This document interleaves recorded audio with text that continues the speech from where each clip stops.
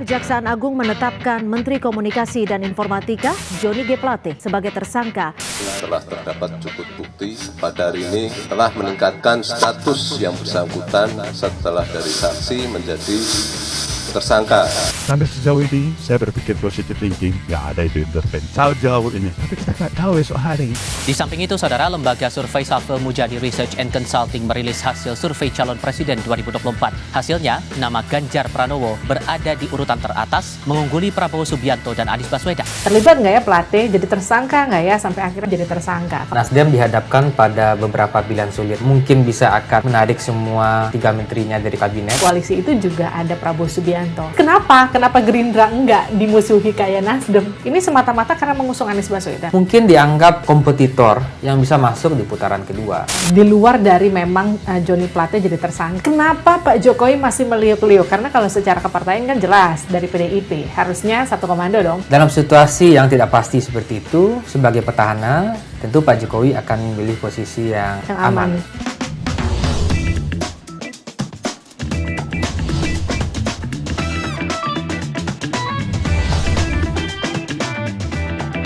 Livi on point.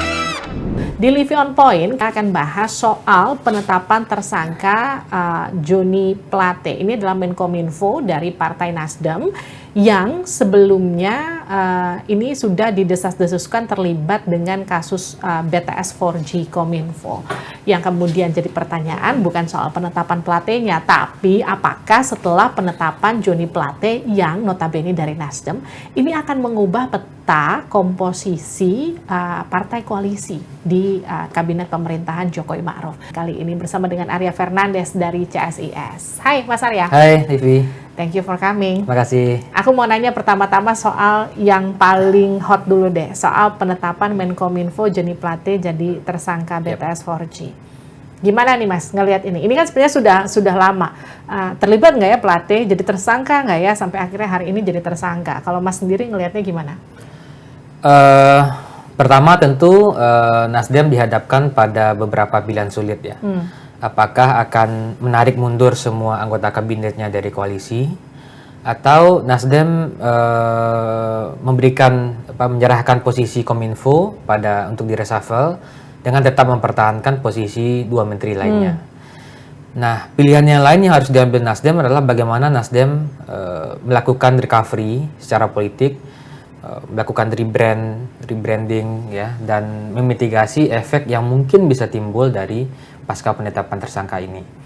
Nah, saya kira di antara pilihan-pilihan yang sulit itu, apakah Nasdem, skenario pertama, Nasdem mungkin bisa akan menarik semua 3 menterinya dari kabinet, artinya Nasdem berada di luar pemerintahan, atau Nasdem bisa menempuh skenario kedua, itu tetap berada di kabinet, tetapi dapat legowo kalau misalnya posisi Kominfo tidak diberikan lagi kepada Nasdem. Oke, Mas Arya, ini kalau kita lihat memang sebegitu di luar dari memang Johnny Plate jadi tersangka, itu kan kasus hukum. Itu kita pisahkan dulu.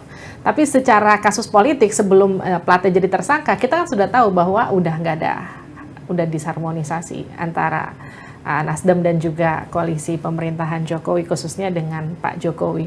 Ini semata-mata karena mengusung Anies Baswedan. Dugaan saya, persepsi Nasdem soal kepemimpinan nasional ke depan, saya melihat ada 2 arah yang berbeda dengan Pak Jokowi. Nasdem menginginkan adanya calon yang dapat punya satu visi dengan Nasdem, Partai Nasdem. Sementara di arah yang lain, Pak Jokowi juga punya preferensi politik yang berbeda. Sehingga 2 arah ini nggak ketemu gitu. Jadi posisinya kemudian belakang-membelakangi, ya. Nasdem berada di jalur yang lain, sementara Pak Jokowi berada di jalur yang lain. Mas Arya, emang apa yang salah ketika misalnya kita bicara soal koalisi itu kan kalau menurut versi kawan-kawan Nasdem, ya kita koalisi dari awal ya selesai di 2024, tapi masalah 2024 ke depan itu kan kita masing-masing gitu kan, nggak jadi masalah seharusnya. Tapi kenapa kemudian itu sekarang jadi masalah? Saya kira memang mungkin juga dugaan saya karena ada beberapa isu-isu strategis yang mungkin Pak Anies berbeda sikap dengan Pak Jokowi pada isu-isu strategis.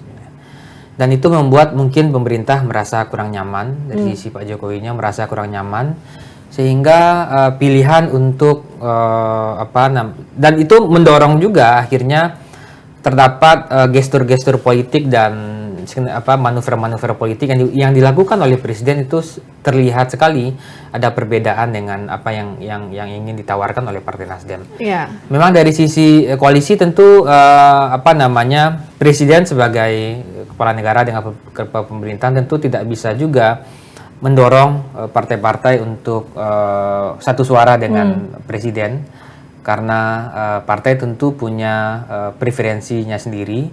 Tetapi karena sekarang pemerintah sedang fokus pada beberapa isu-isu strategis ya, dan tentu juga Pak Jokowi punya kepentingan juga untuk misalnya memastikan program-program pemerintahan berikutnya itu inline dengan apa yang dilakukan sekarang. Itu yang membuat saya kira baik Nasdem dengan Pak Jokowi memilih untuk pisah jalan secara baik-baik. Tapi kayaknya nggak baik-baik deh, Mas. Ya, tapi saya kira mereka sudah pada posisi sadar bahwa mereka punya preferensi yang berbeda. Nasdem punya preferensi kepada koalisi perubahan yang mengusung Pak Anies, sementara Pak Jokowi punya preferensi politik yang juga yang gini berbeda. deh. Ya. Pak Jokowi dengan partainya kan sudah memilih Ganjar Pranowo. Tapi di situ kan di koalisi itu juga ada Prabowo Subianto yang bukan bagian dari PDI Perjuangan. Bukan suaranya Pak Jokowi, bisa dikatakan kalau memang Pak Jokowi satu inline ya, satu suara dengan PDIP. Ya terus kenapa Gerindra enggak dimusuhi kayak Nasdem? Kenapa cuma Nasdem? Apakah karena Anies Baswedan ya, Mas Arya? Ya, sekarang kan situasinya politik kita, terutama Pilpres sangat kompetitif. Ya. Kita nggak bisa prediksi siapa yang akan menang, karena margin atau selisih antara Pak Ganjar dengan Pak Prabowo dengan Pak Anies itu kan tipis sekali. Dan dengan situasi yang sangat kompetitif dan fluktuatif itu, tentu Presiden nggak bisa mutusin, belum mengetahui siapa yang akan menang. Dan dengan posisi seperti itu, Pilpres kita akan berlangsung dalam 2 putaran. Nah, bayangkan seorang petahana, beliau mengontrol 80% kursi di DPR, approval ratingnya tinggi, tidak pernah di bawah angka 60% gitu ya. Sekarang di survei-survei yang dirilis terakhir sudah hampir menyentuh angka 80%. Dan publik juga puas pada program-program pemerintahan, publik trust pada Pak Jokowi. Pak Jokowi merasa beliau masih bisa atau punya kendali pada sejumlah partai dan di atas angin ya sekarang. Relawan. Itu beliau akan berpikir, wah, dengan posisi yang powerful itu akan kemana diberikan dukungan beliau. Di saat beliau belum bisa pastikan siapa yang menang. Makanya sekarang posisinya beliau akan meliuk-liuk aja tuh di antara Pak Ganjar dan Pak Prabowo. Nah, bagaimana dengan Pak Anies? Pak Anies tentu dalam posisi yang kompetitif ya, dan situasi di mana publik yang susah diprediksi. Tentu dan kita lihat di survei juga tren Pak Anies itu kan juga mulai mengalami kenaikan meskipun sekarang mengalami stagnasi. Mungkin dianggap kompetitor yang bisa masuk di putaran kedua. Itu yang membuat saya kira Pak Jokowi memberikan perhatian betul pada Pilpres ini. Aku mau geser sedikit ngomongin soal beberapa lembaga survei yang rilis hasil survei belakangan. Sedikit aja, Mas Arya. Ini terakhir kan kalau aku lihat datanya tuh dari SMRC ya. Kalau di situ kan dibilang tren elektabilitas Ganjar Pranowo itu naik, sementara Prabowo itu meningkat tipis, tapi kemudian Anies Baswedan itu turun. Surveinya tuh 30 April sampai 7 Mei. 7 Mei. Betul. Nah, ini ngebaca tren ini gimana nih, Mas? Kalau menurut Mas, ini apakah kemudian memang setelah Ganjar ini diusung oleh PDIP secara resmi, otomatis memang sekarang keraguan-keraguan terhadap Ganjar yang dulu dianggap dia naik nggak ya, dia akan maju nggak ya di Pilpres, sekarang kan sudah dipastikan confirm akan naik lewat PDIP. Ini kemudian yang membuat elektabilitas Ganjar naik atau gimana? Saya kira posisi elektabilitas kandidat itu akan dinamis. Dia dipengaruhi oleh public mood apa yang terjadi saat isu itu. Yang kedua, dia dipengaruhi oleh pergerakan-pergerakan politik kandidat. Dan yang ketiga, dia dipengaruhi oleh faktor X, terutama endorsement Pak Jokowi. Nah, itu seberapa pengaruh tuh endorsement Pak Jokowi untuk mendompleng suara atau meningkatkan elektabilitas? Untuk jangka pendek, saya kira punya pengaruh. Ya. Misalnya, ketika Pak Jokowi mengendorse Pak Ganjar atau Pak Prabowo, itu terjadi kenaikan.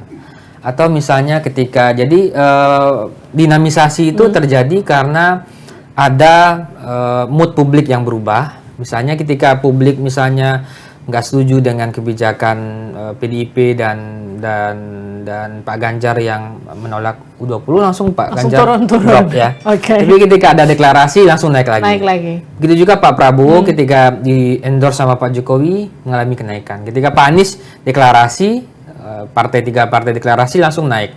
Jadi memang situasi akan berubah dengan cepat, ya, tergantung dorongan internal dan eksternal yang dilakukan oleh kandidat. Okay. Jadi kita masih perubahan-perubahan ini masih akan dinamis. Mungkin nanti kalau Kompas survei kita nggak tahu hasilnya akan bagaimana ya. Jadi tapi saya kira ke depan kita belum bisa prediksi dengan seksama siapa yang akan bisa menang. Kalau datanya SMRC kan disebut pemilih Jokowi itu gesernya ke Ganjar, katanya kalau menurut hasil survei. Emang seberapa signifikan sih pengaruh dukungan Jokowi untuk kemudian memperkuat elektabilitas, memenangkan kontestasi? Dalam jangka pendek, saya kira dia punya pengaruh.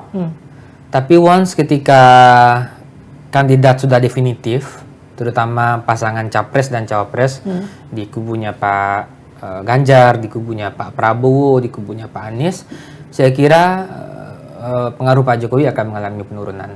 Sekarang karena situasinya belum pasti soal pasangan yang definitif, ya, dan koalisi yang definitif, publik masih lihat pengaruh Pak Jokowi itu jadi nilai penting. Oke. Ketika sudah definitif, tentu masih akan tetap ada pengaruhnya karena Pak Jokowi punya basis pemilih yang loyal, tapi pengaruhnya saya kira akan melemah. Mas Arya, kalau prediksi Anda ini akan ada 3 pasang kah atau hanya 2 pasang? Dugaan saya sementara ini kemungkinan besar akan 3 pasang, karena kemungkinan untuk menjadi 2 pasang semakin probability-nya semakin mengecil. Kecil ya? Terutama dari sisi kandidat ya, kandidat Pak Prabowo dengan Pak Ganjar itu sepertinya sulit sekali untuk bersatu karena ya? Keduanya punya keinginan untuk maju. Jadi dan juga usaha misalnya dari beberapa partai untuk mendorong 2 pasang itu juga mengalami mengalami persoalan. Pecahan gitu. Koalisinya akan kemana? Saya kira sekarang kalau untuk koalisi PDIP P3 udah. PDIP P3, saya nggak tahu tapi dugaan saya mungkin ya Golkar bisa ke Gerindra, ke Pak Prabowo ya, koalisi perubahan tetap. PDIP ya bisa sama PAN, belum tentu ya. Belum tentu, justru PAN akan bisa ke sana. Kenapa gitu? Ya jadi kan sekarang yang masih belum jelas itu kan PAN dan Golkar ya. PAN sama Golkar. Tapi Golkar kan sepertinya sudah lebih akrab ya. Golkar sepertinya lebih Golkar sepertinya akan potensinya ke Gerindra sepertinya lebih besar dibandingkan potensinya ke PDI Perjuangan. PAN saya kira akan ikut Pak Jokowi. PAN ikut Pak Jokowi, berarti PAN kira-kira akan ke P3 dan PDIP, kemudian Golkar, PKB dan Gerindra. Belum tahu, Pak Jokowi masih milik liuk. Oh, Pak Jokowi aja masih belum pasti ya di antara Prabowo. Pak Ganjar dan Pak Prabowo. Itu pertanyaan terakhir saya. Kenapa Pak Jokowi masih meliuk-liuk? Karena kalau secara kepartaian kan jelas dari PDIP. Harusnya satu komando dong. Ketika PDIP udah bilang Ganjar Pranowo, artinya Pak Jokowi dan suara pendukung Jokowi langsung geser ke Pak Ganjar. Tapi nggak demikian. Kenapa begitu ya? Karena belum bisa dipastikan siapa yang akan menang. Belum bisa dipastikan apakah yang menang itu Pak Ganjar, apakah yang akan menang Pak Prabowo atau Pak Anies. Dalam situasi yang tidak pasti seperti itu, sebagai petahana, tentu Pak Jokowi akan memilih posisi yang aman. Sama jawaban kita, aman. Karena bagaimanapun keberlangsungan 10 tahun pemerintahannya harus berlangsung. Oke Mas Arya, thank Makasih, you for Livi. coming. Ya, Terima sama-sama. kasih udah Thank you datang di for, Livi on Point. udah undang. Itu dia tadi obrolan saya dengan Arya Fernandes dari CSIS. Kita ketemu lagi di Livi on Point selanjutnya. Sampai jumpa.